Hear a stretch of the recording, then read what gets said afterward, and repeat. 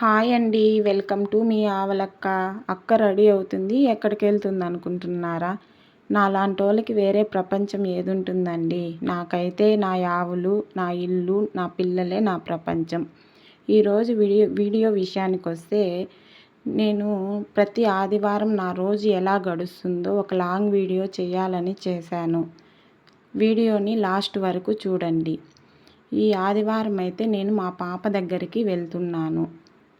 నేను ఎప్పుడు పిల్లల దగ్గరికి వెళ్ళినా ఇలానే ఇంటిలోనే చేసుకొని క్యారీ కట్టుకొని వెళ్తాను. ఎందుకంటే 6 రోజులు హాస్టల్లో వాళ్ళు ఏది పెడితే అది తింటారు. ఆ ఒక్క రోజన్నా వాళ్ళకి ఇష్టమైన ఫుడ్ పెట్టాలని నా ఆశ. అందుకే ఆ రోజు మటుకు వాళ్ళకి ఇష్టమైనవన్నీ చేసుకొని క్యారీ కట్టుకొని పోతాను. ఈరోజు మా పాప కోసం మా పాప ఏవి ఇష్టంగా తింటుందో అవే చేశాను. ఏమేం చేశానంటే చపాతీ, తెల్లన్నము, చికెన్ కర్రీ, అలాగే మా పాప చాలా ఇష్టంగా తినే పాలకోవా చేశాను.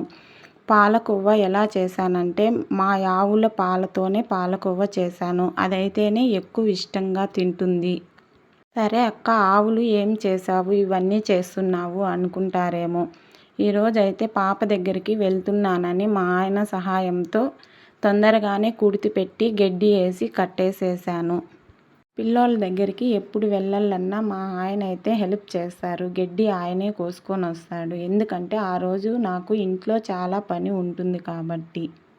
సరే, ఇవన్నీ క్యారీ కడుతూ మళ్ళీ చిన్న డౌట్ వచ్చి ఇంకా ఏమన్నా కావాలేమో అని అక్కడ వాచ్మెన్ అక్క తెలిసిన అక్క ఉంటే ఫోన్ చేశాను. ఏమన్నా కావాలా అని అడిగితే మా మమ్మీ ఊరగాయ ఎత్తుకోరా అనింది. సరే, ఇంట్లో నేను వేసిండేనే ఊరగాయ ఉంటే అది కూడా క్యారీలోకి వేస్తున్నాను. టైం అయిపోతుంది. ఇంకా కర్రోడు రాలేదే అని క్యారీ కట్టుకుంటూ ఉన్నాను. కర్రోడు అంటే ఎవరో అనుకోకండోయ్, వాడు నేనేనండి పోతాండేది మా పాప దగ్గరికి. మా ఆయన ఇంక పనికి వెళ్ళిపోయినాడని ఇంక ఇవన్నీ సర్దుకుంటా ఉంటే ఇంకా ఆడపిల్ల కదా, పూలు ఇవి అవి క్యారీ కట్టుకుంటూ ఉన్నాయి. ఏమో రాలేదని ఇంకా ఫైనల్గా రానే వచ్చాడండి ఆ కర్రోడు. స్టార్ట్ అయినామా, ఇంకా బయలుదేరే గుందికి రైల్వే గేట్ కాడికి పోయే గుందికి గేటు పడింది. ముప్పు తిప్పలు పడి పోతే ఇంకా ఆడొక ట్రాఫిక్ జాము, ఆడొక 15 నిమిషాలు లేటు. సరేలేని ఎట్లో గట్లా గేట్లు ఎత్తేసారు. దూసుకెళ్ళే ర్యాకెట్ మాదిరి ఎట్లో గట్లా వచ్చేసాము. ట్రాఫిక్లో నుంచి బయటపడి హైవే ఎక్కినామా, ఇంకా పోతా ఉన్నాము. ఇంకా మనకు ఇంట్లో ఎన్నన్నా చేసుకొని పోని, పిల్లోళ్ళకి బయట ఫుడ్ తీసుకొని పోవాల్సిందే ఖచ్చితంగా. సరే, ఆ పాప కొన్ని వస్తువులు చెప్పింది, అవి తీసుకొని ఇంకా స్నాక్స్ ఇంకా ఏమన్నా కావాలేమో అని సూపర్ మార్కెట్లోకి పోయినాము. డ్రై ఫ్రూట్స్ కొన్ని తీసుకున్నాము. అలాగే షాంపులు, సోపులు అలాంటివి చెప్పింది. అవన్నీ వారానికి సరిపడా చూసి తీసుకున్నాము ఏమేమి కావాలో. ఇంట్లో లాగా కాదు కాబట్టి వారానికి సరిపడా అన్ని సరుకులన్నీ తీసిచ్చేసి తినే స్నాక్స్ అవన్నీ చూసి ఏమి బాగుంటాయి, తినేదానికి హెల్తీగా ఏ ఫుడ్ బాగుంటుందో అవన్నీ సూపర్ మార్కెట్లో వెతికి తీసుకున్నాము. ఇవి ఇంట్లో చేసిండేటివి స్నాక్స్, డ్రై ఫ్రూట్స్, బిస్కెట్లు ఎన్ని తీసుకోపోయినా మా పాప ఫస్ట్ అడిగే ఐటెం ఏదైనా ఉందంటే అది ఐస్ క్రీము. ఖచ్చితంగా ఈ 100 తీసుకోబో, ఫస్ట్ అడిగే ఐటెం ఏదన్నా ఉందంటే ఐస్ క్రీమే. సరేలే, హెల్త్కి మంచిది కాకున్నా కానీ తీసుకోవాలే అనే లెక్కలో ఒకటి చిన్నది తీసుకున్నాము. మా కర్రోడైతే పెద్దది ఎత్తుకున్నాడు. వద్దురా అబ్బా స్వామి అని చిన్నది ఎత్తుకున్నాము. ఆ పాపతో కూడా మా అన్న కూతురు ఓ పాప అక్కడే చదువుతుంది. ఆ పాపకు కూడా ఒకటి తీసుకున్నాము. ఇంకా సరుకులు, ఐస్ క్రీమ్లు అన్నీ తీసుకొని బిల్లు వేయించుకొని బయట వచ్చేసాము. ఎందో ఈ జనరేషన్ పిల్లోళ్ళు ఇంట్లో ఎన్నన్నా చేసుకోబోని బయట ఫుడ్ తినాల్సిందే. సరే, ఇదేనండి మా పాప స్కూలు. చూడండి ఎలా ఉందో. ఎలాగో అలా చేరుకునేసినాము అన్నీ దాటుకొని. స్కూల్ అయితే ఎక్సలెంట్గా ఉందండి. మంచి చదువు, అలాగే మంచి వాతావరణము అండి. ఎంట్రన్స్ గేటు అక్కడ ఎవరినంటే వాళ్ళని పంపేరు. పేరెంట్స్ ఎవరు పోతే వాళ్ళని మట్టుకే పిల్లోల్ని బయట రానిస్తారు. మిగతా పిల్లోళ్ళంతా ఆ గేట్ లోపలే ఉంటారు.